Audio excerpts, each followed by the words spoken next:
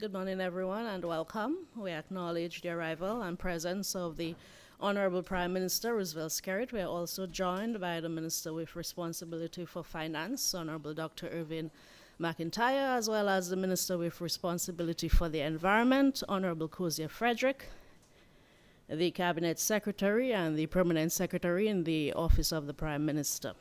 We are always happy to have you with us. Thank you for accepting, members of the media, once again, the invitation of the Prime Minister to participate in this press conference. Today, we will hear from the Prime Minister, following which we will take your questions. Please welcome Honorable Roosevelt Skerrit.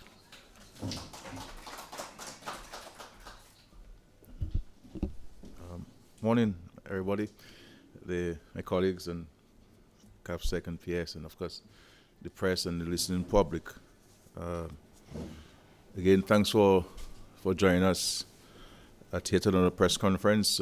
This is in keeping with our commitment to meet regularly with the media to update you on matters of development and to ensure our people are kept informed on the work of this government, which I have the privilege to lead. I will speak first on give an update on the medical school on the Portsmouth campus. I want to begin by saying to you that the progress of the American Canadian School of Medicine as it prepares to welcome its first cohort of students in September. Following the departure of Ross University from PCAD, we explored several options for a replacement school. We eventually signed an agreement with the operators of the American Canadian School of Medicine, and I'm happy to report that the school is on track to begin operations in September with a roll of approximately 50 students. Enrollment is expected to increase at the start of the spring semester in January of 2024. On Wednesday, May 3rd, last week, I, along with members of the Cabinet and senior public officers, met with representatives of the International Agency for Accreditation and Rating, as well as senior members of the school's administration, to discuss areas of collaboration between the government of Dominica and the university. I assured the accreditors and the university personnel of our government's support for the school's mission to provide high-quality education to medical students from Dominica and abroad. We are seeking to build a strong, mutually beneficial partnership with the school, from which our students and people can realize long-term benefits. We intend to enter into a social partnership agreement with the American Canadian School of Medicine, which will provide them with access to our medical facilities for teaching. The school, in turn, will assist with our efforts to ensure superior delivery of healthcare, and that will include support on the management of our hospitals, our population having access to the medical experts and consultants who will be faculty and staff at the medical school. As a matter of fact, they already started with that venture. And several of our medical and other professionals will be considered for employment at the school. In fact, if you visit the school's website at acsom.edu.dm, a number of job openings have recently been posted.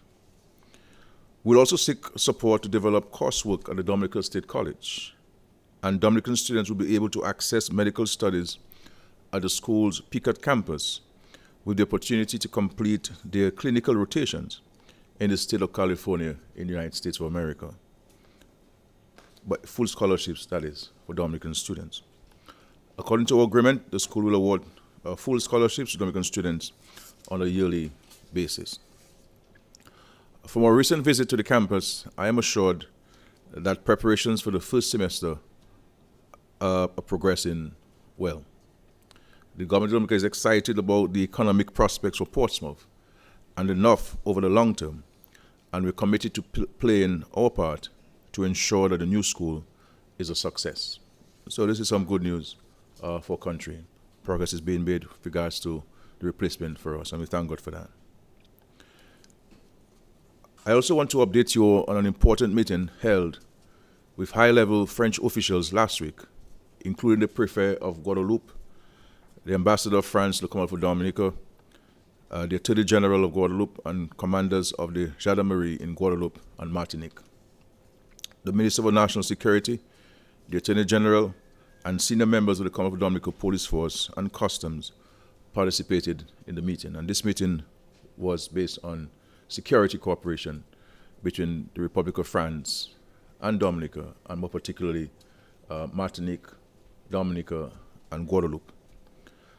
And as our closest neighbors and allies, it is important we maintain open lines of communication with the French, and that we are able to dialogue in a frank and honest manner about issues relating to the security of our states. I was privileged to lead the talks during the 5th session of the French-Dominica Joint Security Commission, which addressed a number of matters of training, the conduct of joint actions and operations, immigration, and exchange of intelligence and information, and judicial cooperation.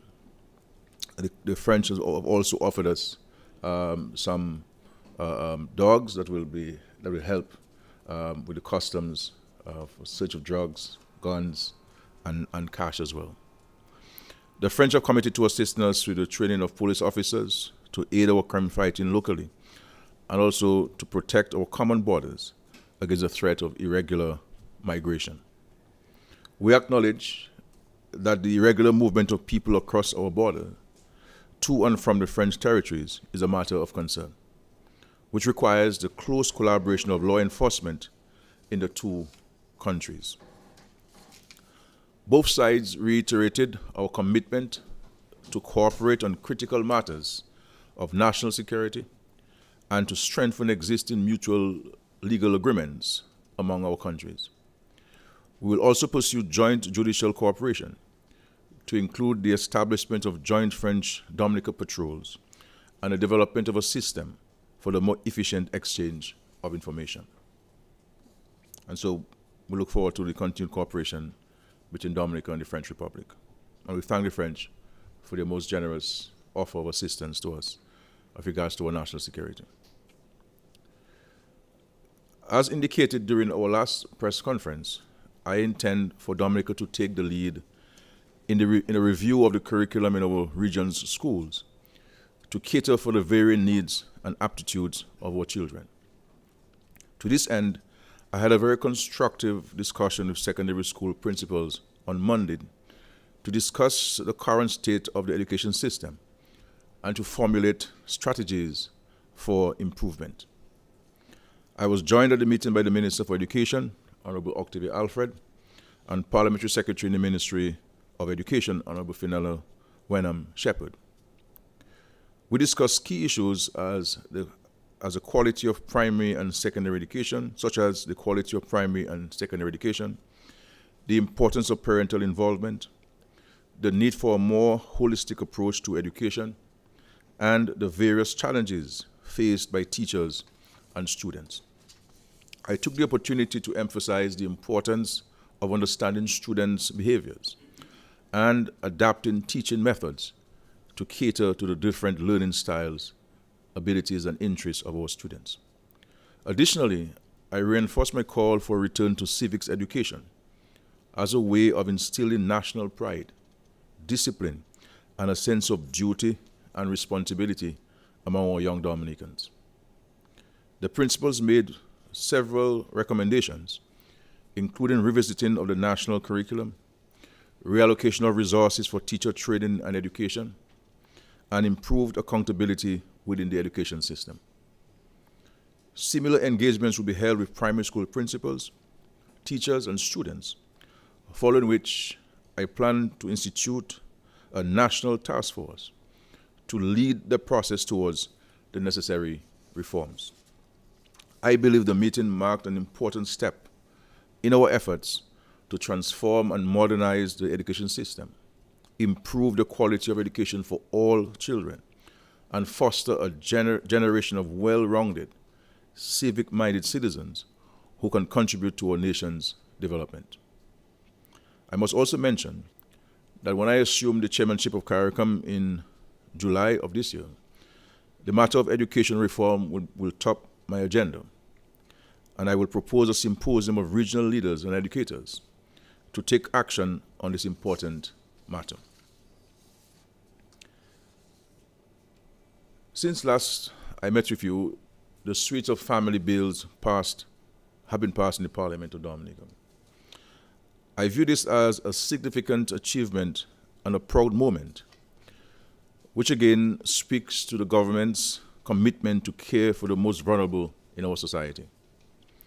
Through these measures, we have introduced clear legal guidelines to promote the rights and responsibilities of family members, children, women, spouses, and the elderly, so that they are protected in any and every situation.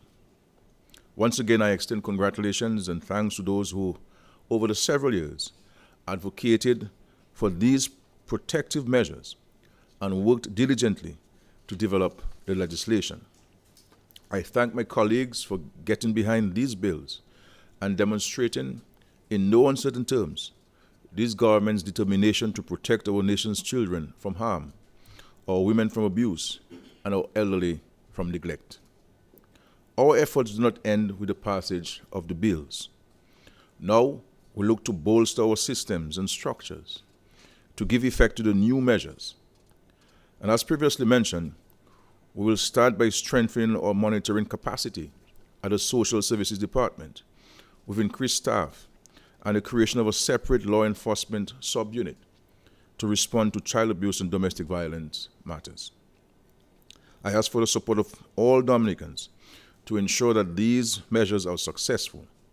We can all play a role to promote a stable, peaceful society where all citizens can feel safe and protected.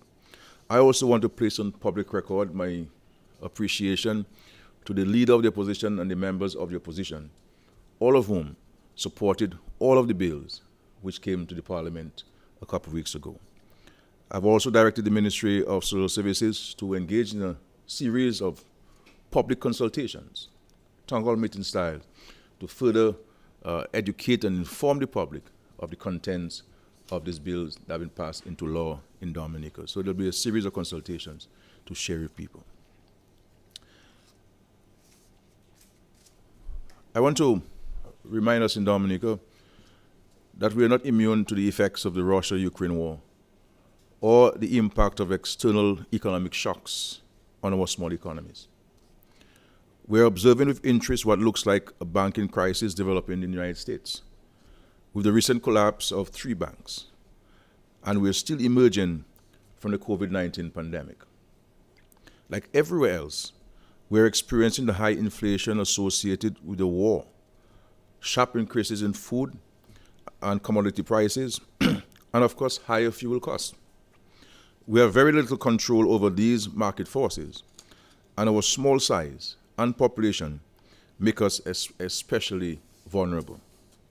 So the challenges do exist, and these realities will have to be taken into consideration when planning the 2023-2024 budget. Our approach must be to consolidate the gains we have made since the COVID-19 pandemic, with measures to maintain growth in tourism, agriculture, the construction sector, small business development, manufacturing, and the digital economy. We must also develop a more strategic approach to public sector expenditure, ensuring that our approach to public spending reflects the realities of our times. And also say to us in Dominica that this government is spending an inordinate amount of money as part of our social protection mechanism, ensuring that we provide a cushion with increasing prices in the marketplace. And of course, in our discussion yesterday with the governor, that was pointed out where Dominica is spending a significant percentage of its budget on social safety net, ensuring that people do not slide into poverty, and ensuring that those who are poor are elevated by the social programs of the government. And so the budget will be transparent, and it will promote inclusive economic development, harnessing the advances we have made in renewable energy development, the construction of international airport, hotel development, and agriculture. And as we have always done, we will present a fiscal package which is responsive to the needs of our people, but also a reflection of the responsible approach we have always taken in the management of this country's affairs. There will also be a very clear policy direction of our efforts to advance the blue economy. We believe in the government that there are huge potentials, and a lot of the positive comments we're receiving and accolades that we're receiving from various publications is in large measure due to our respect for the environment and what we're doing in respect to our oceans. And we are working with international partners who have been advising us on some additional policy actions we can take to set Dominica apart insofar as its protection of the marine space and its economy. And of course, the Minister of Finance shall commence consultations with various stakeholders as part of our usual preparation for the budget. And of course, at a later stage, the Minister of Finance will be in a position to give more information on some of the more specifics we will see captured in the budget of 2023-2024. I thank you.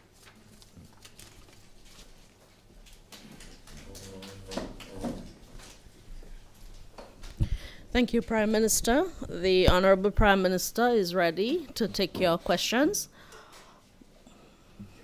We'll begin with Curtis Matthew from DBS Radio. Thank you very much, Dion Dura. Good morning to you, Prime Minister Skerrit.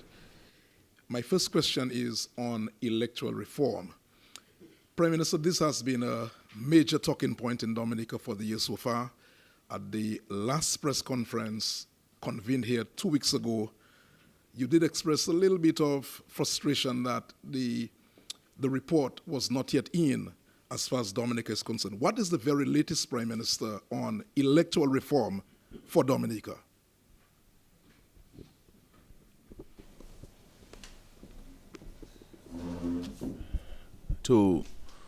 As you're right, I said last time, I expressed my frustration on the fact that we have not received the report. The report was promised to us March 23, 2023, in May. And this is concerning to me because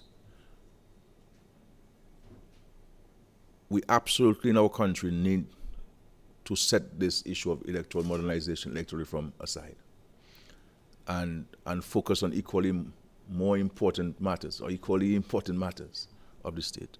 This is a commitment we gave, and as I've said to Sir Dennis, and of course, you know, we had the challenges of COVID-19 and the slowdown of this. My view is, at whatever stage the final report is, submit it to people of Dominica, and let us take it from there. It's a matter of when I indicated to you when I attended the symposium in Trinidad, I raised with my CARICOM heads and the Secretary General that I will also want the CARICOM to step in to play a part with a view to advancing some of the fundamental elements of the electoral modernization process in Dominica. And so it's concerning for us. This matter was discussed in Cabinet yesterday again. It's a matter that we discuss every week and seeking a follow-up. You know, we're ready to move with the consultations and the finalization of the bills and the policy position and go to Parliament and enact the new legislation. The drafts have been prepared. So Dennis will have had a first draft. There were some refinements I understand being done. And our view is submit whatever is available and let the people of Dominica proceed with what we believe to be the fundamental elements of our electoral modernization process. And so, because I don't want anybody to ever think that we are not serious about this matter. You know, so I don't want to say too much on this for fear of saying things I shouldn't say because of my frustration on this. But it is of extreme concern to us. Submit the report, submit the draft bills, Let us go to consultation with the Dominican people, and let the Dominican people determine what are the 3 or 4 fundamental elements that can shape the electoral modernization process of Dominica, and give the authority to the Electoral Commission and the Electoral Office to go ahead and implement what Parliament would have approved. But the moment we receive this report and the draft bills, it will go to the public immediately and have a very efficient consultative process, and let us go to Parliament on this. Thank you. Prime Minister, in hindsight, do you think that Dominican should have been given that opportunity to have prepared such a document? Because I'm hearing a lot that we have capable Dominicans, equally capable Dominicans, who would have been able to submit that report in probably an even faster time. I agree. I agree that we have highly competent and qualified and trained Dominicans who could have carried out exercise. But we all know the gap, the issues which permeated this issue of electoral reform. And we felt that it would have been better to get somebody who is independent, who is an international jurist, to come in and to assist with advising on the fundamental elements of the electoral modernization process. The work that Sidney has done has been good work so far. But all we're saying is let us submit whatever we have for now, and let us go with it. Part of the problem too is that the drafting of the legislation was not part of the original terms of references. But the recommendation was made to engage an expert legal draftsperson to draft legislation, and that was authorized, and we paid maybe in excess of $70,000 plus US dollars for the drafting of this legislation. These pieces of legislation have been drafted. So my view is submit the drafts, let us start the process of reviewing as Dominicans and determine what are the 3, 4 fundamental elements of the reform. So I think we selected the right person for the job, and I think we selected the appropriate person for the job, and I believe some good work has been done in respect to the reform, but there is a certain anxiety on my part in terms of the delay in the delivery of the report, and ensuring that we can move ahead with this report, so that this, what appears to be a divisive issue, can be set aside, and Dominicans focus on more fundamental issues which is affecting their lives. If you have to go back, will you go back to the same person? Yes, I will go back to the same person. I'll go back to the same person. I don't think the issue is in the person. I think the issue is the timing of delivery of the report, and not the personality. Yeah. Okay, Prime Minister, just moving ahead. I have a few questions. One dealing with many moons ago on one of your Sunday programs, sorry. You spoke about the issue of your house. That issue has been a talking point, and I remembered asking that question, and you did say that you were building, and very soon you will give an update, and you will be moving out of, and so on and so forth. You remember that. So I want an update. Dominicans want to know an update as to where we are at this time. The other question I have has to do with the Goodwill Secondary School. The afternoon session, and the Goodwill Secondary School, the children, you see them out there, and I'm not sure if they seem to know whether they go in or they come in. What is the update on the Goodwill Secondary School? And my third question is that we're just about 4 months away from selecting a president for Dominica. Some time ago, you did indicate that you had some persons in mind. Can you give us an update as to where we are at this point in time, sir? Thank you. Okay, sure. In respect to my house, so, it's ongoing. There was a little stoppage. I experienced probably like every other Dominican sometimes building a home. So you have seen that it stopped for a few months, and I'm hoping to recommence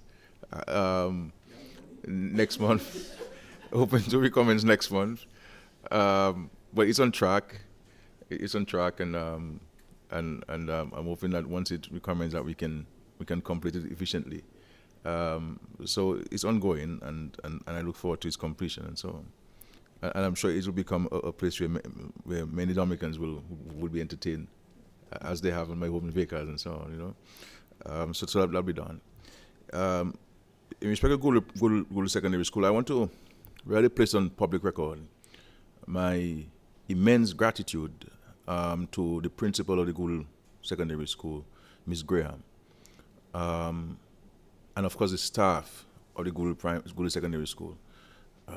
This principal is exceptional, and she has an intrinsic commitment to students and students' welfare, and the depths that she goes into to provide support and care for the students is something that I believe every citizen needs to exemplify, in a sense, and display.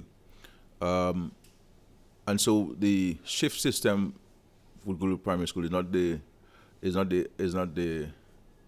really not what we should continue to have. I mean, the students have less hours at school, and of course the afternoon session, especially with the afternoon heat, has a challenge. We have directed the Ministry of Education to purchase additional fans and ensure that the students the issue of the heat can be minimized there. As it is now, the new Goodwill Secondary School, the Chinese government is now going through the procurement process, the tender process, and we're hoping that in the month of June, based on the schedule that they provided to us, that they will issue a contract to a firm for the construction of the Goodwill Secondary School. In the scheme of things, though, all of these 7 schools are priority for the government, because you're talking about Tebow Primary School, Tetmon, Goodwill Secondary School, Sineku Primary School, the extension of Sineku Primary School. You're talking about Cali Bishop Primary School, and you're talking about the new school for the students of Bellevue Chopin, Pichler, and Piditsavan, who are now at Bellevue Chopin. So the new schools. All of these schools, in the circumstances, are most urgent and very critical. But in the scheme of things, we believe that top priority will be given to the Goodwill Secondary School in terms of start. In the next few weeks, we're going to move with the clearing of the site, so to demolish the old structures of the existing Goodwill Secondary School, so that we can get the site ready for the Chinese and make it ready for when they come in to Dominica.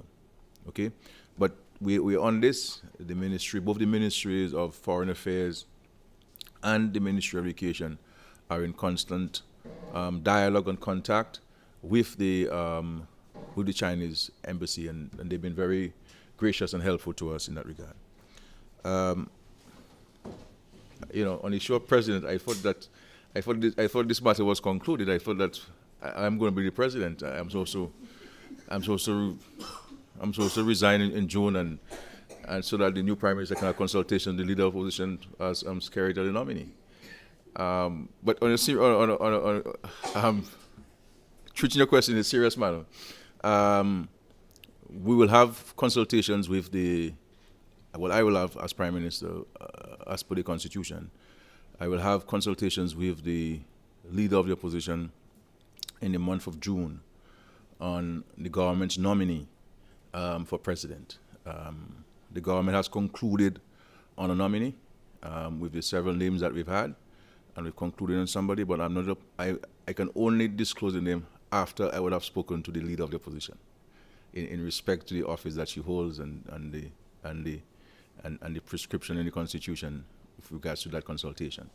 And so after I would have consulted the leader of opposition, then I will make the announcement to the public in respect to that is to say, if the leader of opposition and myself agree on one nominee, she may have people, I don't know. If she doesn't, then, and she agrees with my nominee, then the constitution speaks to the process. If she doesn't agree with my nominee, and she has somebody who will nominate, then the constitution prescribes the process of electing a president. But all I can say is that the selection of this president or the person who has been identified is somebody I am hoping, I believe, that the entire country will be well pleased of. That's the most I can say. Yeah. Well, I know you like breaking news, so. After June, I'll say more. All right? And maybe I'll give you the breaking news, seeing that you asked the question. Good morning, Prime Minister. Leila Langford, DBS News. Prime Minister, you have made a reform of the school curriculum in the Caribbean as a priority. Why do you think this should be a Caribbean-wide transformation, and what elements of reform do you expect to see over the next year? My other question, the tenure of Creed is expected to come to an end this year. Prime Minister, how would you assess Creed's performance, and what do you expect to replace it with? Yeah, thank you.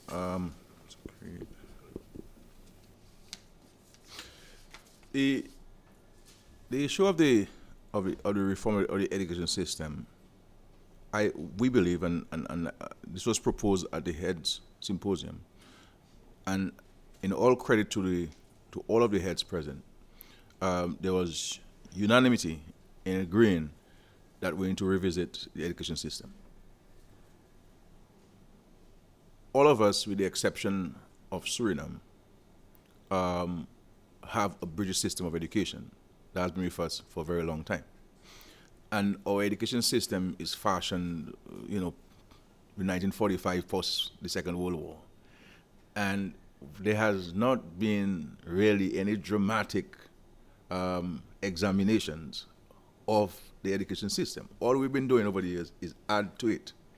You have a house and you keep adding pieces to it and so forth. And you'll end up having problems because you're not the same construction, they're not aligned, you may have wood on one side, concrete on the other side. And so this is what it is. And it has served us well. We have produced very top students in the Caribbean. So it's not that every element of the education system is not good. No, we're not saying that. We say let us have an examination of it.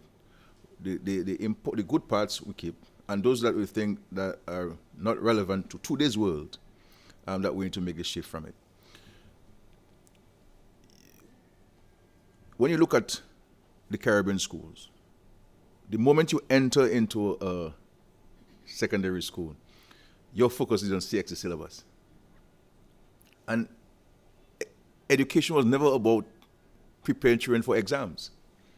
It is always about preparing children for the world of work, the world of interaction with the rest of the world, and the ability to confront world challenges and the ability to identify opportunities that they can take advantage of and use their knowledge to enrich themselves, to empower themselves.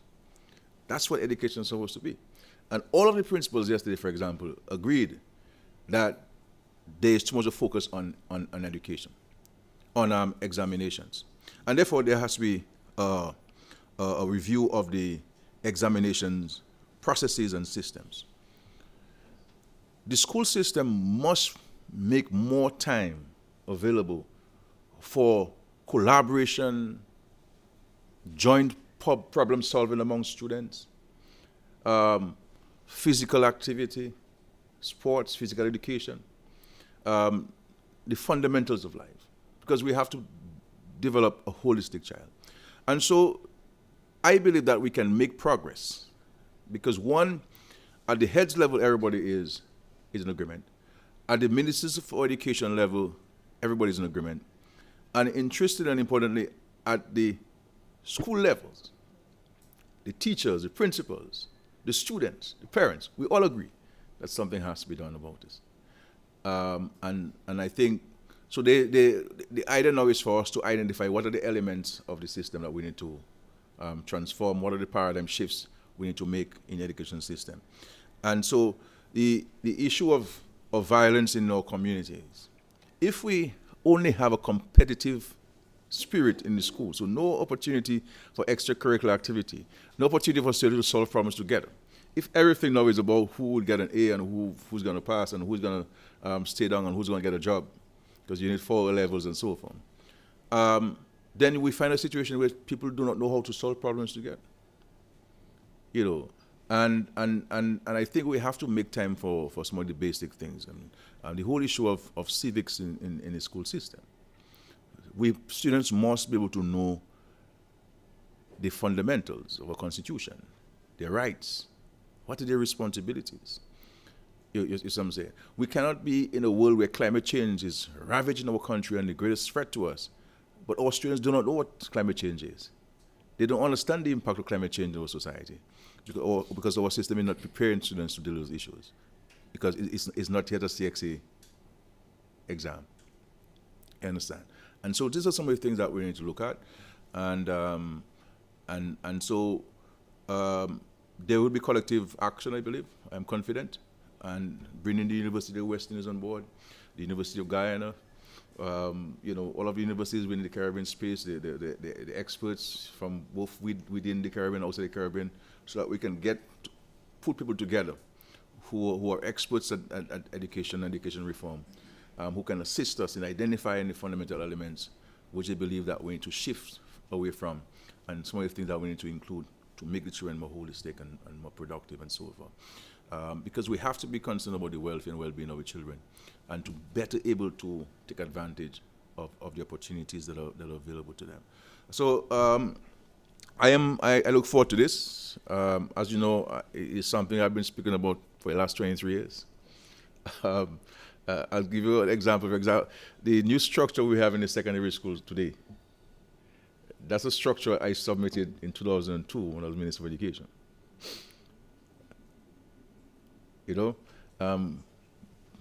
Recognizing that we need to place more resources at the disposal of the students, human resources, so that students can have an opportunity to go and speak to somebody if they have a problem. If they're doing well in the subject, they need help, they need guidance. Students must be able to go to an office and to be able to speak to people. Because we all have challenges, we all have our frustrations, and no matter how small you are, you can go into a state of depression for one reason or the other. And students must feel that they have people who they can talk to.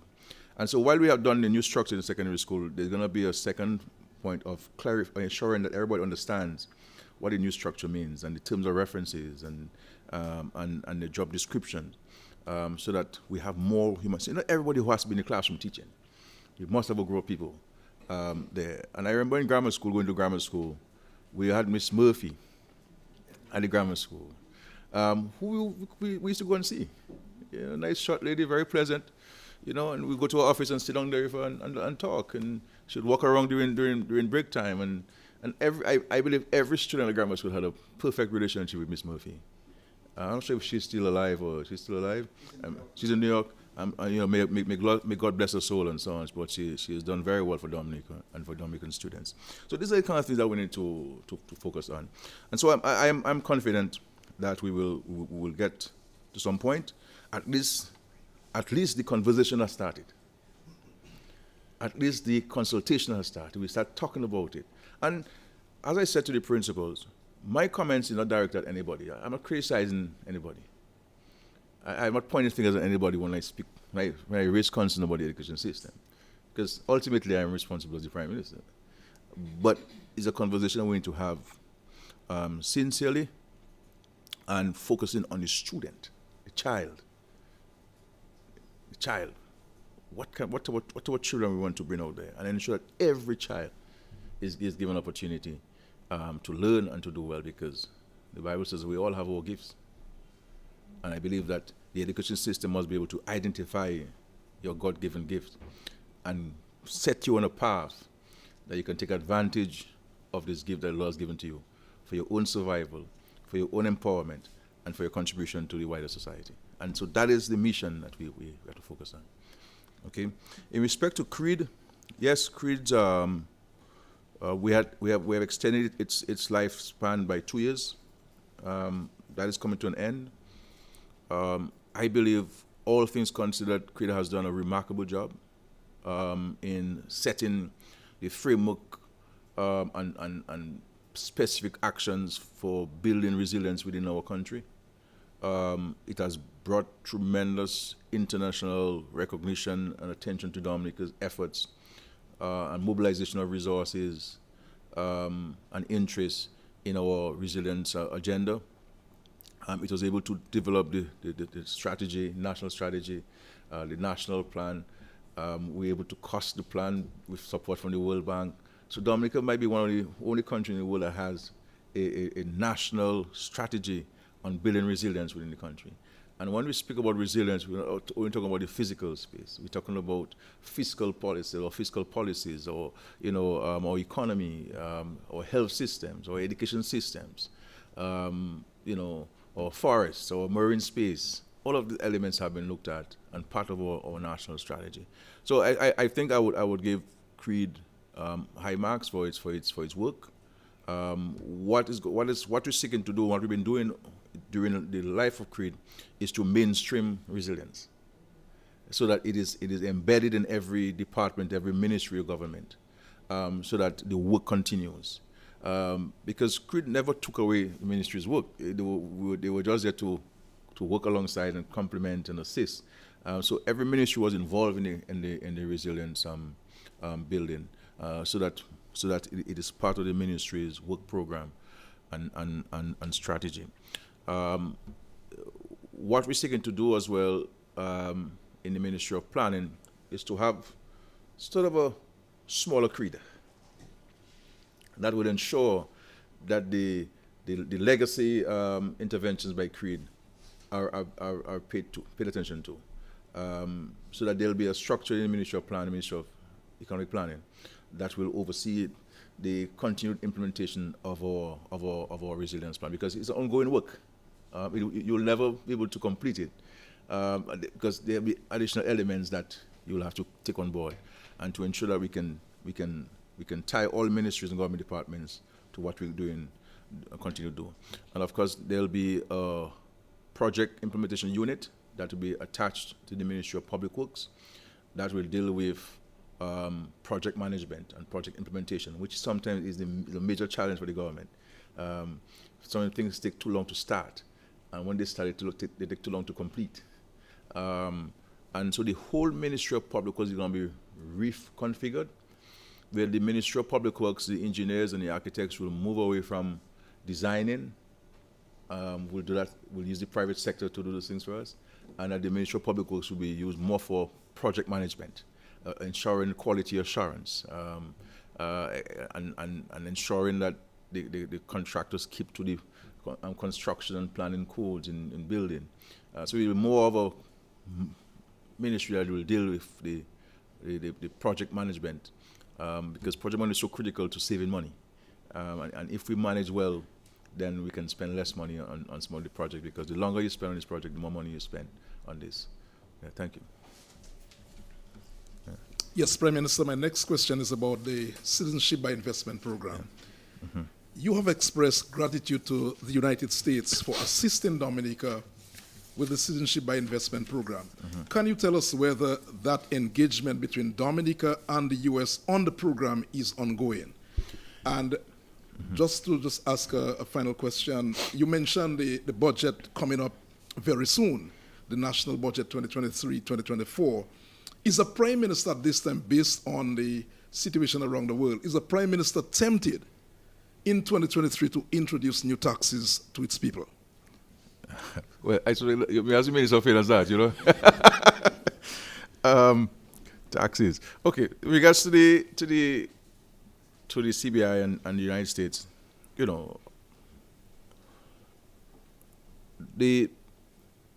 U.S. has been very helpful to us and very grateful, and we're very grateful for this. As a matter of fact, this morning I spoke to some of the prime ministers as we're following up on the implementation of some of the measures we agreed in the United States, the 6 points that we agreed. In Dominica's case, we have implemented 5 of the 6. The final one I'm putting the structure in today for this. So essentially the structure is there, we just have to get it going. So we're implementing those measures within the government system. So they've been very helpful in drawing to our attention based on their own assessments, what they believe we need to put in place as a region to give greater comfort to them insofar as the concerns which they have. And I think one is getting the sense that our European friends are sort of leaning on the recommendations of the United States as well. And this is a question I have put to them. I said to them, look, the US has come to us. They've examined our CBI because I invited the Treasury Department to Dominica in October last year to come and do your independent assessment for us, do your independent audit, speak to whoever you want to speak to, and identify for us the concerns which you have, and make recommendations to us as to how you believe that we can address it. Because we're running a transparent program, contrary to what some people may say. And comment on that, those recommendations came on place, some of which we had already implemented. So some of the things that we had implemented before the United States came into Dominica. And so we agreed on the 6 points. And so we've put a question to the European Union and said, look, either you make specific recommendations to us as to what can we put in place to mitigate against your concerns, or are you prepared to sign on to the recommendations of the United States, which you believe would satisfy your concerns? So we're hoping to propose a meeting with the European Union for June of this year, where the heads of the countries which have CBI in the Caribbean can sit with them face to face, so that whatever questions they have, whatever concerns they may have, pose them to us directly, so we can give you an explanation. Because in a lot of these instances, people sometimes make comments based on misinformation, based on misinformation. And I'm not saying that to set aside whatever concerns any country may have, because a country looks at its own national interests, and I respect that. But just to say that I believe that in the Caribbean we have legitimate, above-board, transparent programs. And this is an evolving process issue. There'll be challenges that will come in the world that were not existing yesterday, and therefore you have to be mindful of those additional challenges. And so we look forward to the engagement of the EU. The American Treasury Department will be coming to the Caribbean in July of this year. As agreed, in February, they'll come to see where we are in respect to the implementation of those measures. And what I've said to the heads, and they've agreed, is that we should get the governor of the central bank and the director general of the OECS to come in and to ensure that what we agree on collectively, each of us is doing it. So that and whatever challenges we may have, if we fall short of this, what can be done to assist in getting going? Because it's absolutely important that all of us do it and all of us implement it, because I believe the United States came to us sincerely and recognizing the importance of the program to us, and they're seeking to assist us in elevating the good governance principles of our CBI programs. And I'm very grateful to them for that. And I think I have shared with you the 6 points which the United States submitted to us. So this work ongoing. Obviously, maybe tomorrow when they come in July, they may see additional things that we need to do, and we're prepared to engage in this. And so it's important for us in Dominica to engage in similar discussions as citizens, because we have to understand and appreciate the importance of the program to us. And if we say we love our country, if we all say we want Dominica to do well, then we should not, in the same vein, be seeking to besmirch and undermine the program that is helping our very existence in Dominica. There's nothing wrong in asking legitimate questions. There's nothing wrong in asking a question for clarification. But when we deliberately, knowingly misinforming and denigrating and undermining the program, that is where the issue is. And I think Dominicans need to stop it. Okay? It's not going to help us. Because whether I am the Prime Minister or not, whoever succeeds me is going to have the same challenge to face with. Whether Labour Party is in government or not, whoever becomes the government of Dominica is going to have the same challenges. Maybe even more, because I may have a little more experience and I may know how to maneuver things better. A bit. But the same challenge will be there. I may have more friends externally, but same challenges will be there. They're not going to go away. And when you look at the Caribbean, opposition parties that have opposed the CBI program, when they come into government, they hail it as the Messiah. they have not done away with it because it is too important for their survival. And some of the things they were saying in opposition, they now have to backtrack, you know. But we're very grateful to the Americans. And I think some people are a little bit surprised that the U.S. love me so much. But we have very good relations with the United States of America. There's something we don't agree on, but I'm sure my ambassador friend is watching from Barbados there, you know. So we have excellent relations with the United States, Dominica, and this government. PM, whilst you're on that, before you move to the second part of Kitty's question, any moves that are replacing the person at the helm of the CBI program, because we're in lots of talk out there, any moves that replacing the individual? Yeah. The CBI, we're going through a process of restructuring. So we putting in additional staff at the CBI to deal with monitoring, to deal with reporting, so that we can have a division of labor. You know, we're bringing in new staff, additional staff. We're exposing our staff to more training, especially where with anti-money laundering training to satisfy both our internal requirements and external requirements. I have read and heard views that the U.S. or some governments have written to say to fire this person. I have not received any such letters. I have not received any such letters. Neither have that have been whispered to me in my ears, or by WhatsApp, nothing at all from any foreign government. There'll be some promotions taking place within the program, and this will allow some people to come in. So I will make those announcements in the next few days and so on. But nobody's been fired from the CBI program at all. There's no basis for it. There's no argument for it. There's no reason for it. We are beefing up because of this. You know, we have to deal with so many of the external entities on an ongoing basis and so on. So we are increasing the management of the CBI.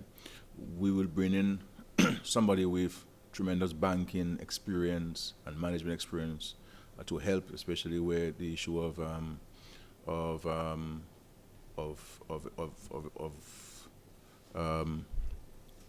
compliance is concerned and so forth. But nobody will be fired. There'll be people will be elevated, and if somebody is elevated, then somebody has to fill the position of he or she who is elevated.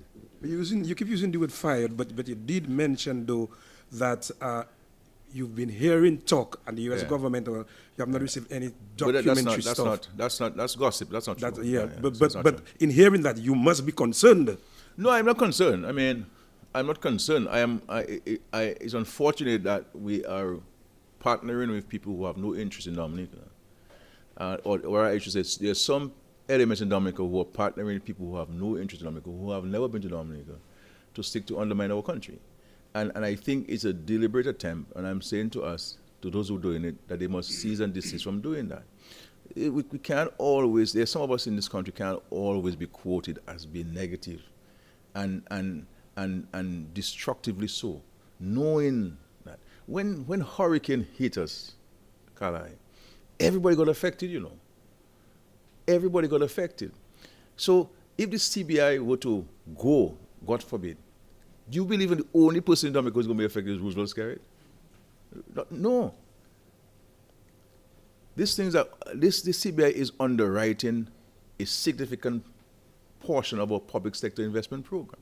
This is what building homes for us. This is what helping us invest in agriculture so that we can become more independent. This is what investing in tourism so that we can generate more jobs for our people. Bringing more people in Dominica, and like money can circulate, we can create jobs. This is what's going to build our international airport. to allow us to be able to promote Dominica as a real mature destination, that we can have direct flights from major source markets, that we don't have people to be cramping up on a little plane from St. Martin to stop in Guadeloupe. When you get to Guadeloupe, they tell you, well, it cancels. You have to find a place in Guadeloupe to sleep. Someone will sleep in the airport. And so we have to try to move away from this so that we become more economically independent and generate more tax revenues, so that as time goes by, we'll be less dependent on the CBI program. That's what we're doing there. Using the money to educate our people, building schools, building hospitals and health clinics, outfitting them with the most modern technology and equipment. This is what we're doing. I'm not the only one who goes to the hospital to get medical care. We all go there. I'm not the only person who's going to fly for the airport. We're all going to go there. I'm not the only one working at a hotel. Many of our family members are working at a hotel. Or farmers or fishermen rely on this, or taxi people rely on this.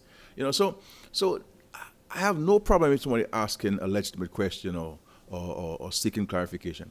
But there's a group of people, a small group of people in Dominica, who are resident here and overseas, and aligning themselves with foreign people who are not Dominican citizens, who are not born in Dominica, who have never been to Dominica, and seeking to undermine the program. And this has been done deliberately, because when the statements are made, then it is captured in this blog, and it's captured on Facebook and Dominica Politics, and it's carried all over the place. People read those things. And it's not, I am not Dominica, I'm a citizen of Dominica. I'm resident in Dominica. I don't have no intention of going to work anywhere else in the world or residing anywhere else in the world. I'm going to live and die in Dominica. But I'm the only one who is in that position. The majority of us are in that position. Not every one of us has a green card who can say, okay, I'll go to America, whether we're unemployed in America or not. It's our country. That's where our children will live and go to school. And therefore there has to be a greater sense of national spirit. We can't always find ourselves, into this internecine politics and tribalism. It's not helping. It's not helping any one of us. And I'm hoping that we can move away from this and let us have a mature argument, a mature discussion. There's no question I'm afraid of anybody asking me in this country on any issue. There are questions that people ask me, they shouldn't ask of me, but that's besides the point. But I am here. And I have been the most transparent prime minister in the history of Dominica.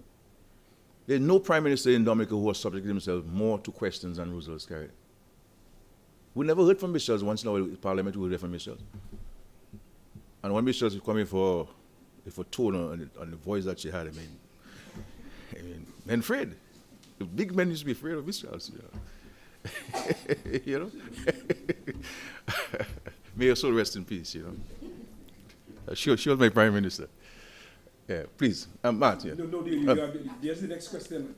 The taxes.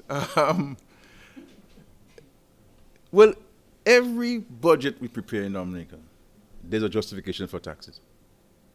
Every one of them. There's a justification for increasing taxation. There's a justification for new taxes. But what you have seen over the last 20 years is that we've been reducing taxes in Dominica.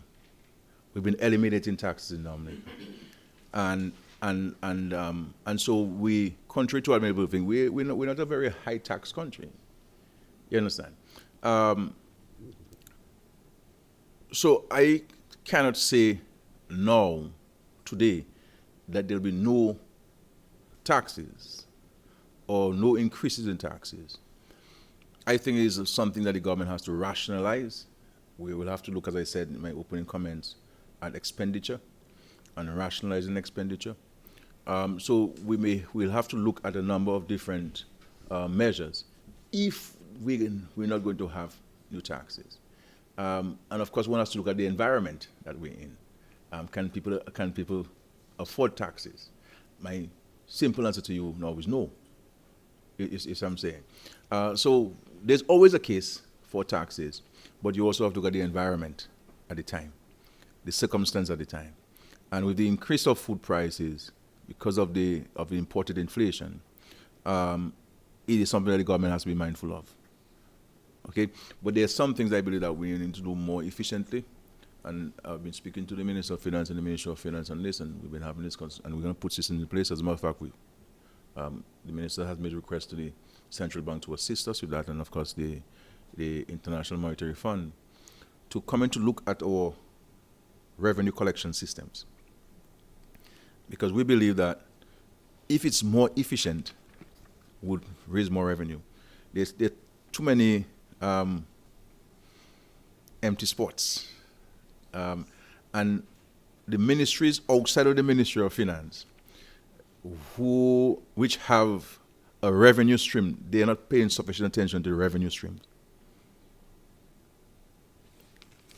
And so this is something that we're going to put systems in place, that the ministries outside the Ministry of Finance must play a greater role in collecting government revenues and ensuring that in accordance with the Finance Administration Act, there's proper reporting of those revenues that are collected and increase, because every dollar will count, especially in this period when government expenditure has increased. So even the social programs, Curtis, the social safety net is very high. Spending it's huge. We increased it with regards to lowering the age from 70 to 65 for non-pensionable people. It's costing us a lot of money. The Yes UK program is a significant cost, and it's a recurrent expenditure. They're not capital investments. They're recurrent. So every month you have to find this money for this. The free medical care, while you receive it free, but the Treasury has to pay for it. We pay for the medicines. We pay for the supplies in the X-ray department, and the radiology department costing a lot of money because you must have supplies. You cannot reuse something. You can wash it and use it again. When you use a film, you cannot take it, erase it like a cassette, and use it again. We're moving into technology, so you use less of these things, and so forth. But even in that, the technology itself, you must keep abreast, because every year there are changes to the software. And you must change it because you have agreements with the suppliers and so forth. So you cannot go to another supplier and modify it. You must go to the supplier to have it effective, because the particular codes and et cetera, et cetera. So all these things are huge costs, but these investments are necessary. The issue of housing, we expend significant sums of money in housing. But as we've said before, last year, in part of the reset, those who will be receiving homes will have to pay something for those homes. You have to pay something. It will not be something that would make it prohibitive, but you have to pay something in recognition of your own contribution to the homes. And even new homes we're building, outside of what is currently there, when it continuing homes, there are certain elements that you'll have to do yourself. Because the issue of kitchen cabinets, we build a house for somebody, the person refusing to move in because they don't have kitchen cabinets. Gone are the days when we had some nails in the wall and or pots and pans were hanging from them. People want cabinets and they want blue maho and they want mahogany and they want poye and all these things, made. So I don't think we should continue. If I give you a home, I give you a shelter. The other elements of the shelter you'll have to provide for yourself. You understand? So in many countries they do that. They build a house where it's not painted, it's not tiled, you have no cabinets. You understand? And you'll use the carpet for the time being until you can buy the tiles. What's wrong with carpet? We always saw carpet in our homes. Let's use the carpet. Maybe even easier to clean. You mop a carpet, you're okay. So these are some of the things that we're revisiting. The issue of water. Doasco is spending more than it's making for water. So the water that Doasco brings to your home is being heavily subsidized. Heavily subsidized.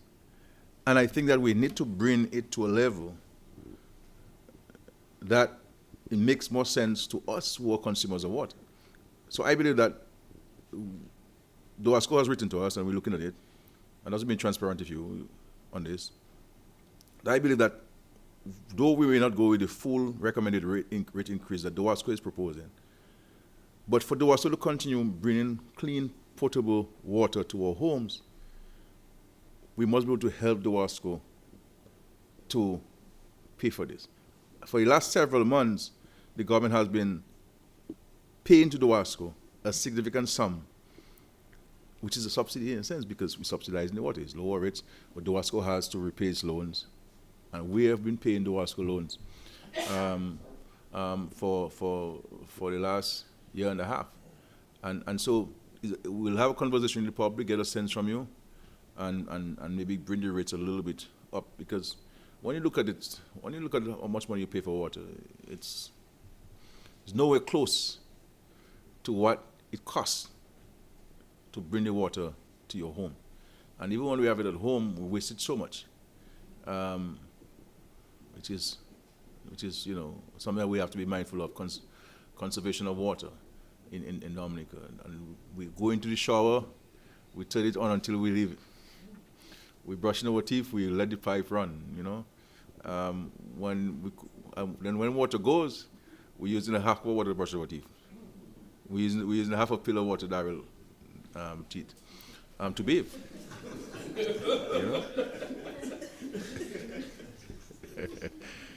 All right. Anybody else, please? Yes, Yes, please. Prime Minister, good morning. A little off the beaten questioning this morning, but still in reference to economic development and growth. We hear a lot about government safety net programs and talking positive reviews from international and regional organizations where Dominica's economic performance is concerned. But what is the drive towards industrial enterprise development? And some people are concerned that the programs that are being implemented right now is more or less hand-me-downs, handouts, and so on. And people are concerned about job creation, real jobs where they can have their money in their pocket to do what they want and to lend, but more in line of industrial development, developing industries that can lend to export, and export would mean foreign exchange for the country. What is the drive towards that? We speak of agriculture, looking towards it, bringing in $700 million by 2030. How much of that will go into developing the agricultural sector? As a matter of fact, industrializing the agricultural sector, which is what most countries depend on for their export development and earning foreign exchange for the country. And what is the government? Is the government looking into that enterprise, industrial enterprise development, and how that can contribute to economic development and the GDP? Yeah, thank you. It's an important question, and I'm happy for it.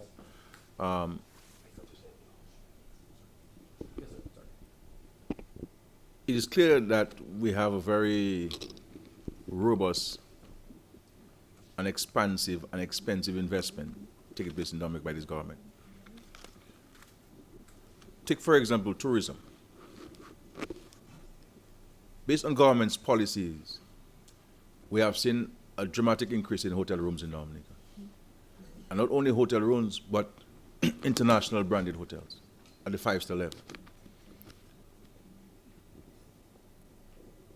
All of which, majority of which, have been facilitated by government policy. More jobs for people. More selling of produce by farmers. More selling of fish by fishermen. More business for taxi operators, tour guides, restaurateurs, etc., etc. We're doing this. And of course, with the investment in the international airport, first of all, with the investment in Douglas Charles, to allow for night landing, to allow for the expansion of the airport, to allow for now direct flights from North America, which never existed before. And as a result of the direct flight from America, Dominicans are getting an appreciation of what the international airport can bring to Dominica. And looking at what the number of passengers American Airlines have been able to bring in, and based on what the hoteliers are saying to me, not the Ministry of Tourism, the hoteliers are saying to me, there are new people who come into Dominica as a result of this direct flight. And of course, the construction of the international airport.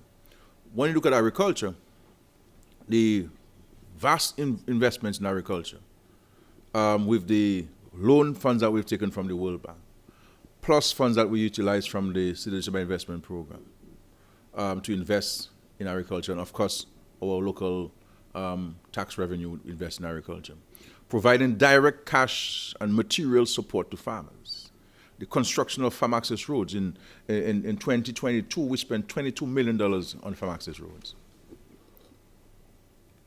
the introduction of the pack houses in Portsmouth and in Roseau, where we're buying produce from farmers to facilitate export, in addition to what Dexter has been doing. Providing loans at the Aid Bank. Prior to this, we had several facilities at the Aid Bank for small business. During COVID and prior to COVID, for manufacturing, for agriculture, for tourism. Investing in this. And then we have now 27 million at the Aid Bank for small business development, small and medium-sized business investments at 3% interest rate. And several Dominicans have taken advantage of those loans. We're setting up a small business unit.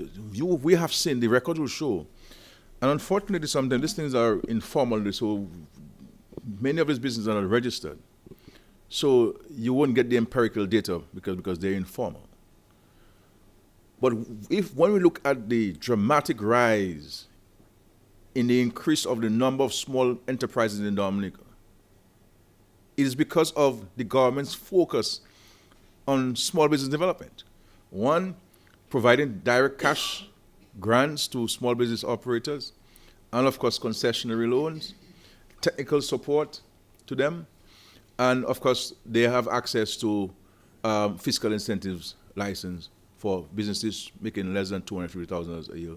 A special facility has been created to fast track and minimize the hassle in terms of application for concessions and the granting of the concessions. So you have this. The investment in geothermal. This government has expended millions of dollars in geothermal to spur greater economic activity. Because with the high cost of electricity by use of fossil fuel, there's no way we can continue to survive on this.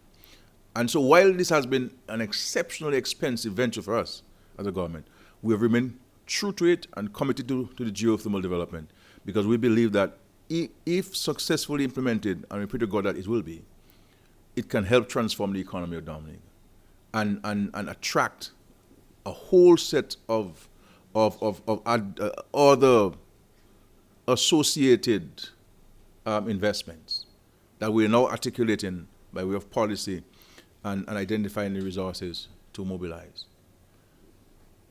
The investment in infrastructure itself, the road network in Dominica.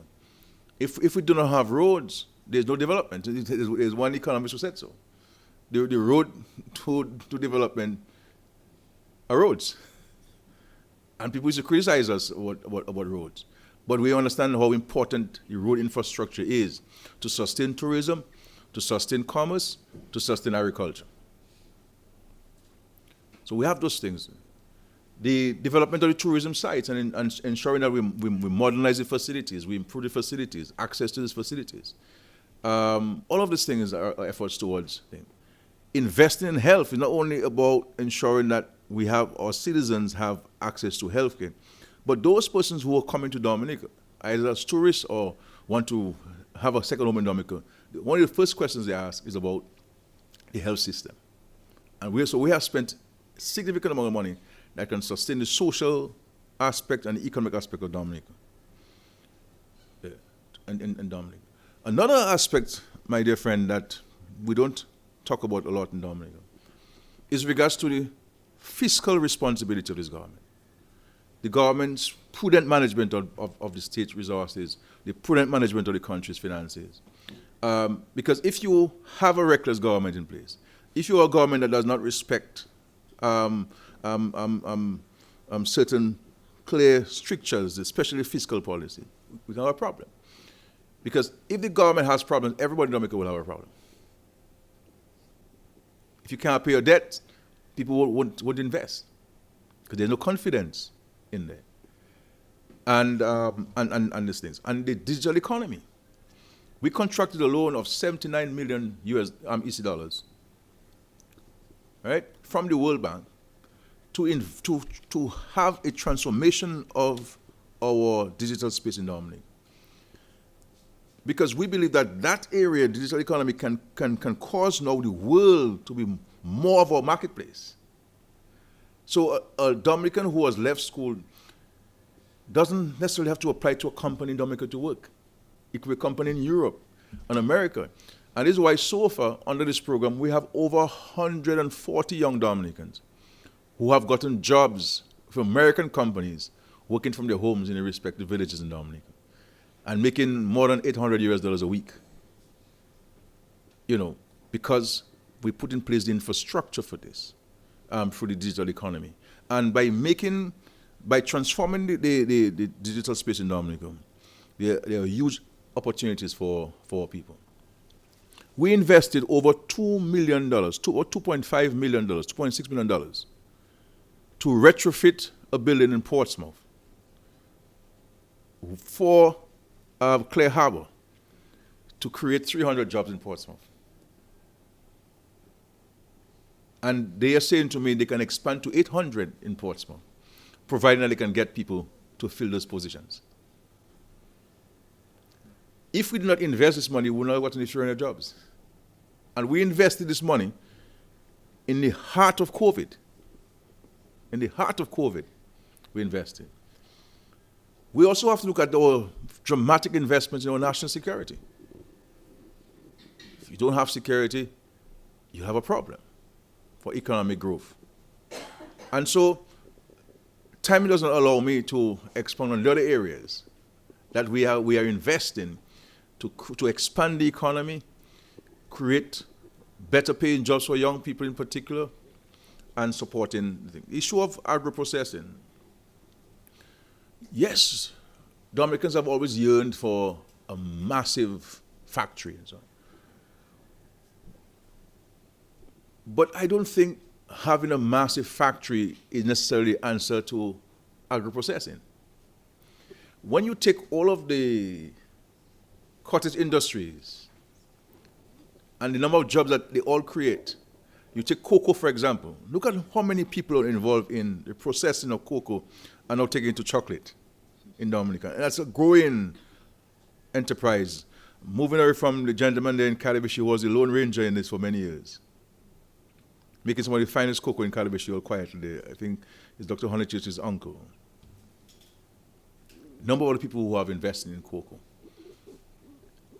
And so we have people who had no interest in farming who have invested dramatically in agriculture these days in Dominica because there are opportunities, and all of which are facilitated by government policy, government material support, government financial support, and so forth. And with regards to the blue economy, I indicated, and the minister certainly will articulate those policy positions in his budget address on certain actions we can take the way the blue economy is concerned that can help create significant jobs for people in Dominica. It's already creating jobs, but we believe we can multiply this in a dramatic way by making some very progressive, groundbreaking decisions that can set Dominica apart. Where our whales are concerned, where our marine space is concerned, the protection of our coral reefs, the protection of our fishing, etc., can make a dramatic change. The issue we have, my dear Mr. Dura, in the government, is that I think the government is too silent. The government needs to speak to people more. Let the country know more of what we're doing. Like saying also to the ministers, they need to speak more and speak to the people, share with the people what we're doing. Because I get the impression that they too are taking all what we're doing for granted. And in difficult times, I could spend the whole day and night, or maybe next week, we're still there, talking about if I were to go in other areas that the government is investing to grow the economy, expand the economy, create more jobs. And that is our objective. This is why we're trying things. We're trying things, and many of them are working. And so even when people say we have too many hotels, we don't have, if you're going to build the airport, we have to have rooms for people to come in. Yes, my friend, please, sorry. Mr. Prime Minister, good morning. Gemma Shemelo, DBS News. Dominica continues to receive high rewards in sports. However, we have heard from various associations that the lack of facilities and the lack of training areas is a problem in athlete development. from the government standpoint, what is being done for the sustainability of sports in Dominica? Well, sometimes when you have more, you end up doing less, and when you have less, you do more. You know, I look at St. Joseph, for example, and how many cricketers, internationally acclaimed cricketers that we produce on the playing field in front of the police station there in Matthews Hall. And I look at Grand Fond, how many footballers we produce, but we have a playing field that cost the Treasury $1.8 million to build. We look at La Plaine and the investments that we've made. You know, Benjamin's Park, one week in the government of Rosie Douglas, Benjamin Park was a swamp. You know, there was a swamp. Whenever it rained, coming from PSS, we couldn't pass the street there. You know, we all of our shoes and our pants would get wet because it's flooded in Portsmouth. We've rebuilt this place, and to the point where even international cricket is being held at the Benjamin's Park. And you look at Granby and the investment that we're making in Granby. Woodford Hill, a small village in Woodford Hill. In one go alone, outside of what we had spent previously to acquire the land and to excavate and so forth, in 2001, we signed a contract for $750,000 to improve the playing field at Woodford Hill.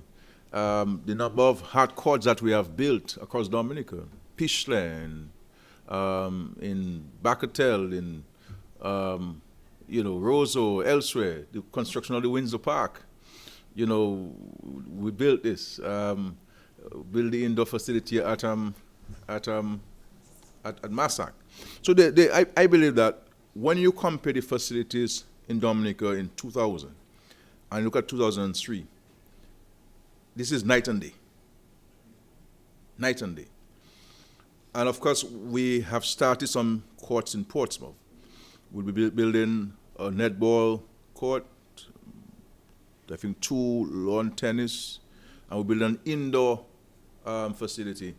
So if you think the one in Massac look exciting, the one that we're building in Portsmouth will be even more dramatically so. And this is part of a national policy. There'll also be one next to the grammar school. We're waiting for the Chinese contractors to get out so we can move in. The contract has been signed for this, for an indoor basketball court, netball court, hard court there at the grammar school. And Ministry of Sports need to share these designs with the public. I don't know why they're not doing that. But I think what we need to change, my friend, is our whole attitude and aptitude. You know, and I was listening to the sports program with the sports coordinator this morning on Kyrie FM. And some of the callers highlighted those things. A guy was saying, back in the days, we used to run, we used to exercise, you know. We would go on the field and play every day. So we have a challenge in Dominica where we spend $2 million on a playing field. Nobody uses it during the day, but they want lights. Then we put lights, and nobody uses it at night. So after and the lights cost us a significant sum. A significant sum. Over $150,000, $200,000 to put lights in a playing field. You know, and so I think that we have to look at the school system.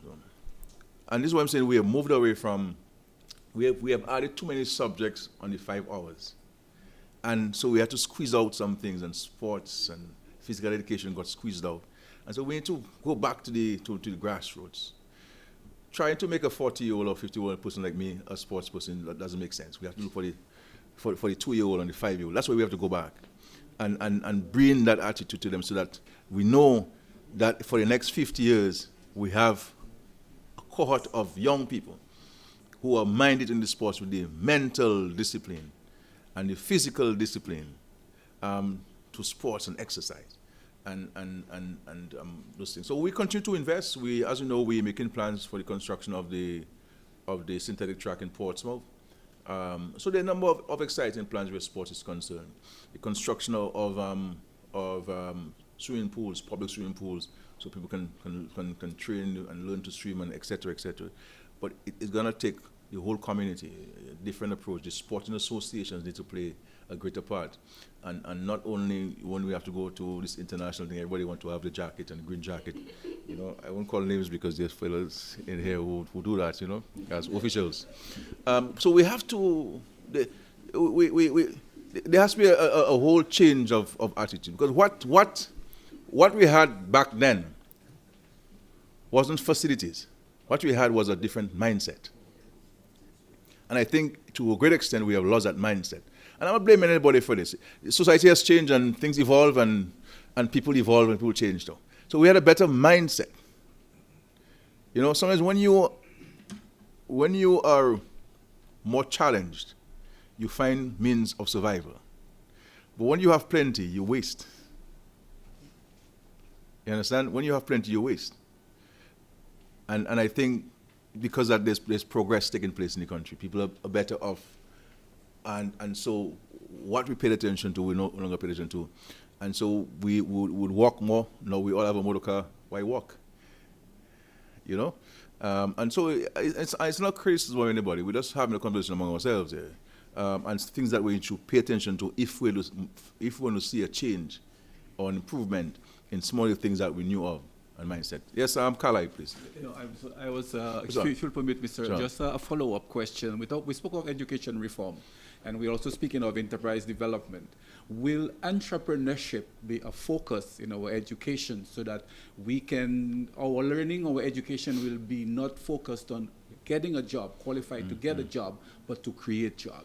Well, all this will form part, Mr. Durant, will form part of the consultation and review of the education system, and for us to determine as a country what are the 4 or 5 elements that we need to advance in respect to the new system of education in Dominica. But I agree with you entirely that we have to build a system that can promote independence, you know, and use our knowledge to benefit us, rather than waiting on somebody to take advantage of our knowledge to help us.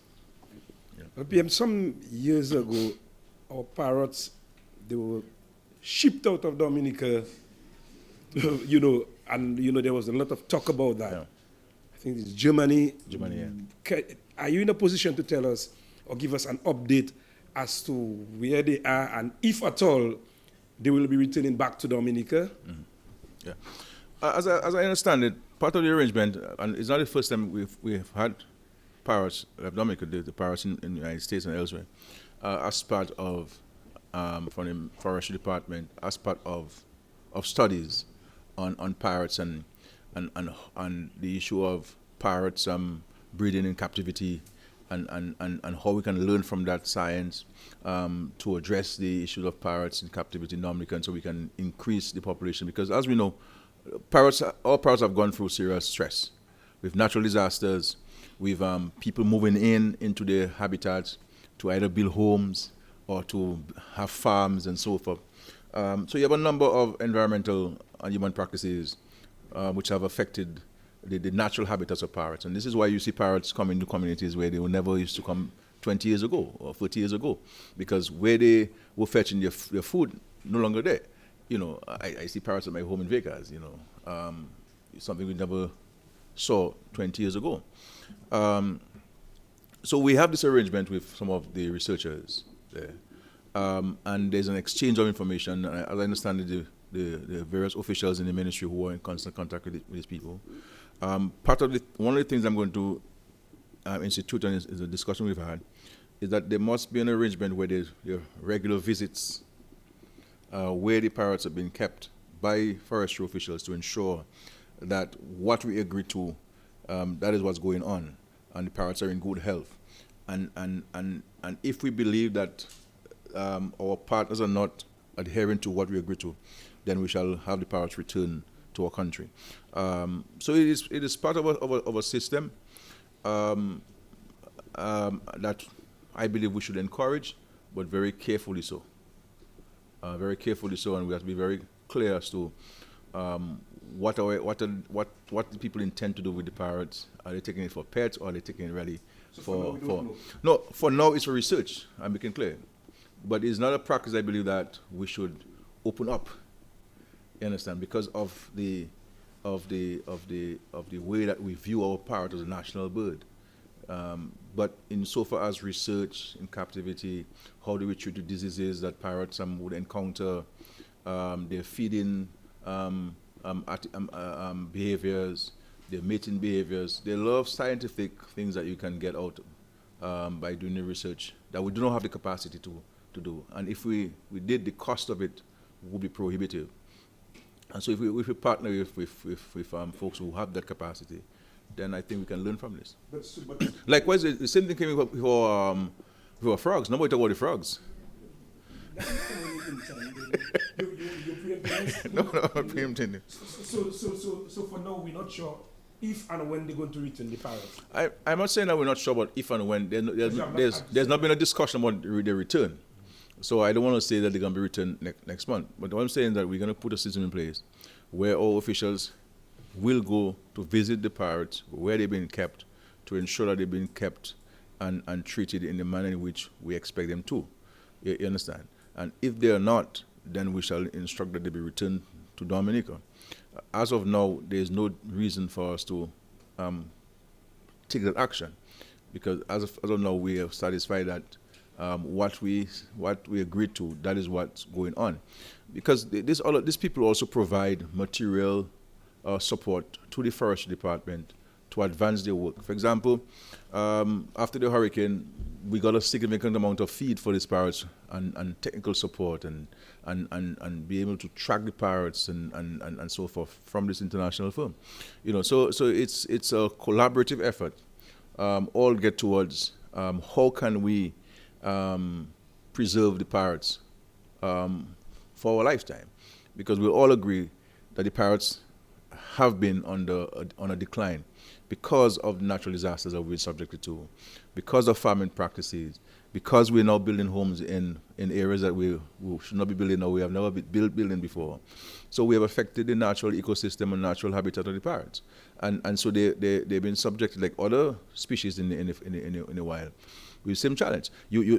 Back in the days, you would not be seeing so many manicomb on the road dead. I mean, we'll be eating those things. I mean, they would not be so close in the homes. Agouti wasn't coming here. You had them, they were up in the forest. But because of the hurricanes and the storms and the issue of climate change and the impact on the ecosystems in the forest areas, these animals have been dramatically affected. This is why it's important for us as a country to embark on a more aggressive effort towards the reforestation program. And ensuring that we recreate the forested areas so that we can recreate the ecosystems and habitats of these important animals in our ecosystem. Question, Mr. Prime Minister. I'm going to ask 2 questions. I've been very silent for the morning. Two questions, PM. Yes. For the camera, let me stand up. Okay. For the camera, sorry. Mr. PM, it seems to be been playing catch up. For example, in 2004, we're having better numbers as it relates to tourism. We're talking about 300-something thousand visitors. And we were ahead of St. Kitts, we were ahead of Antigua. What are these countries doing? Because their numbers are up to 500,000. I mean, St. Kitts may be close to $1 million in terms of million visitors. What are they doing right that we're doing wrong? We're not up to these numbers when we were ahead in 2004. And secondly, Mr. PM, you have been conspicuously silent on the issue of Mehul Choksi, and the investigators are knocking on our door. I just read an article there in The Guardian, so the news is all over. Any comments on Mehul Choksi at this time? Yeah. Okay. Chris, go ahead. And I'll just close up. Go ahead, Chris, go ahead. Okay, yeah, thank you. Yeah.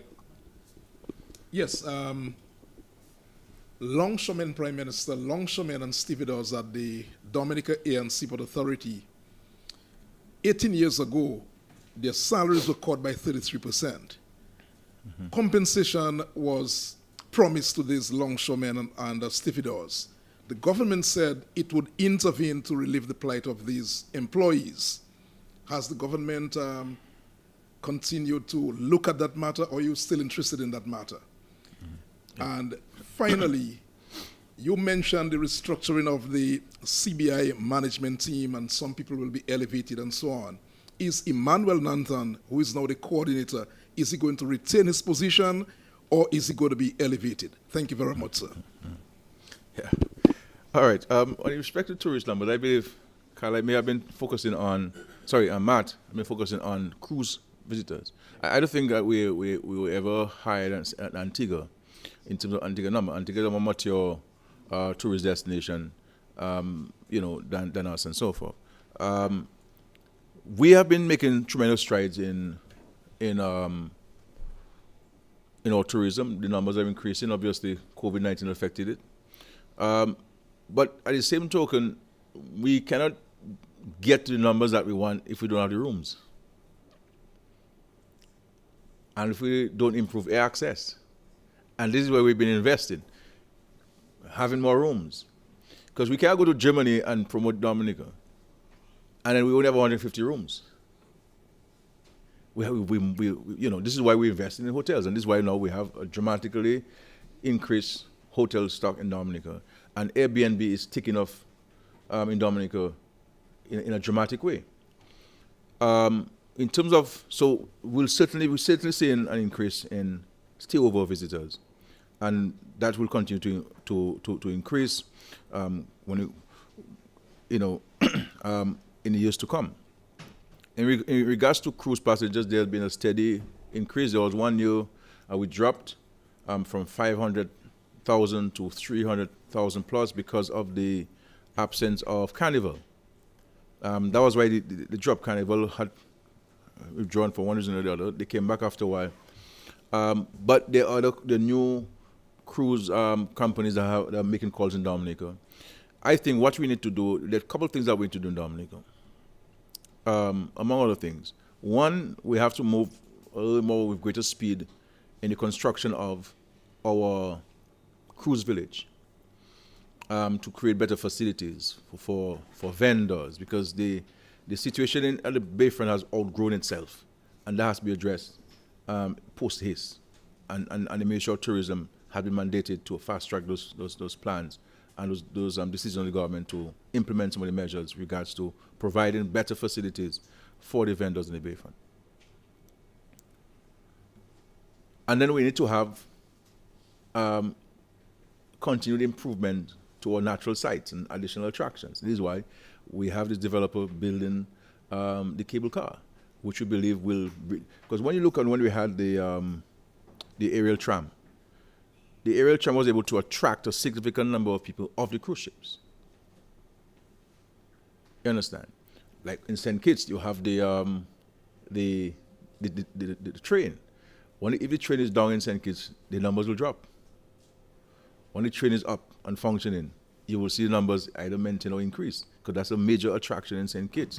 And therefore, we have to have those kinds of attractions like a cable car and others to really take a greater advantage of the cruise numbers. So I believe, I'm optimistic, Matt, of for the future where tourism is concerned, both stayover and cruise visitors. And so in the next couple of years, you will see we're coming back up to the 500,000 and eventually to the 1 million in terms of cruise passengers, and getting into the hundreds of thousands where stayover people are concerned. I am very, very optimistic about the future of tourism in Dominica, and with all of the international accolades that we received. We didn't get them, as people say, we paid for them. I don't know these people, farmers who pay them. They were done independent of us. I saw the publications just like everybody else when they were published. I didn't see them before. I had no preview. And that's what it is. And we're working seriously with all the stakeholders to do what we need to do. And so we have to see tourism as our business and so forth. Yes. This is what I'm saying, that we need to advance some of these things. Obviously, with COVID, you have to redirect resources. So this places a setback in terms of the implementation of some of those critical interventions. But these are things that are back on the government's priority consideration to advance. Yeah, the issue of the Mr. Choksey. Well, I mean, the charges of illegal entry in Dominica were dropped, and Mr. Choksey was allowed to leave Dominica with those charges dropped. So as far as Dominica is concerned, we have no more business with Mr. Choksey. So I cannot comment on any other thing except with Mr. Choksey's arrest and detention in Dominica and the charges over to him.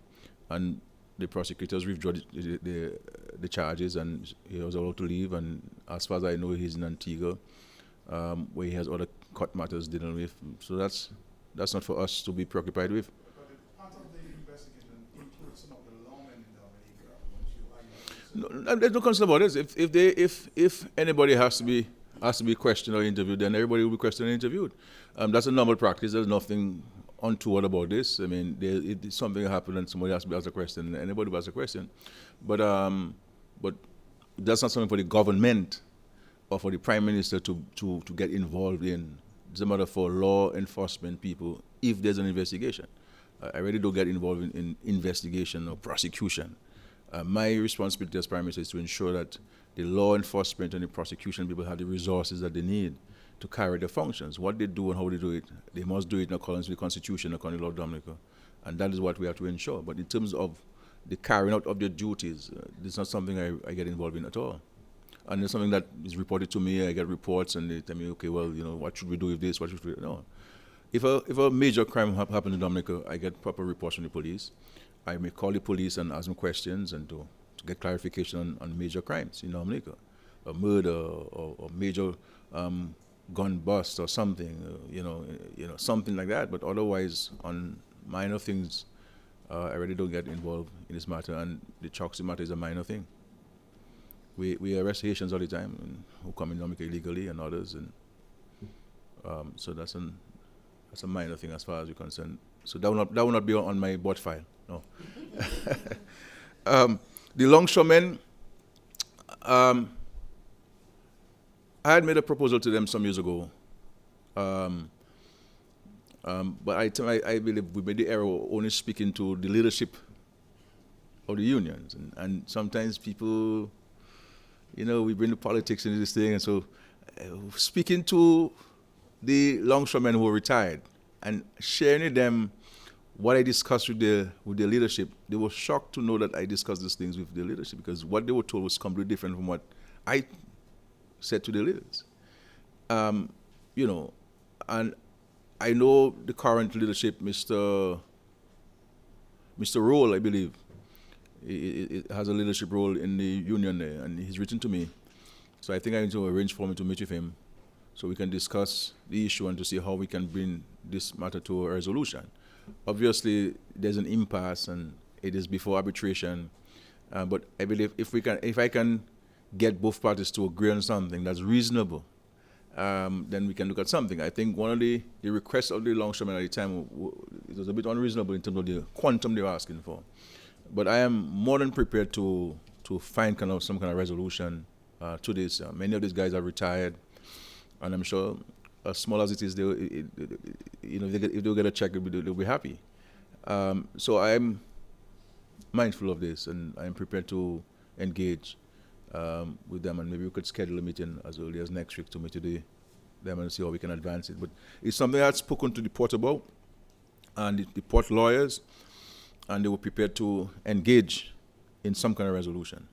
But obviously, you need two sides to agree. I don't think I can impose myself. I can only impose myself by causing them to meet and negotiate and be the arbiter and so forth. So we look forward to that and to engaging. With regards to the CBI and where Mr. Nanton is concerned, Mr. Nanton will be elevated. Well, I'll sit. He'll be elevated. But I'll give you more information on this. But thank you very much for this interaction. Again, we don't have to wait for the 2 weeks to call on me. If we have any burning issue that you want to ask me in the meantime, we're available for the press secretary, and most of you have my phone number, so feel free to reach out to me on any question. But we appreciate the encounter, and we appreciate the questions so that we can share with the Dominican public and address the concerns and to provide information to them. And I think it's healthy for democracy. We'll try our best to maintain this commitment of every 2 weeks of engaging you. And if you want to send issues in advance that you believe I should address in my opening comments, then you can do so with the press secretary, so I can elucidate on them a little bit more in some of the pointed response to your questions and so forth. Thank you very much. God bless our country, and let us work together to build this country. There are many attendant challenges, a lot of them because of external factors, but I believe if we work together, certainly we can overcome those challenges, and we're very optimistic for that. Thank you. God bless.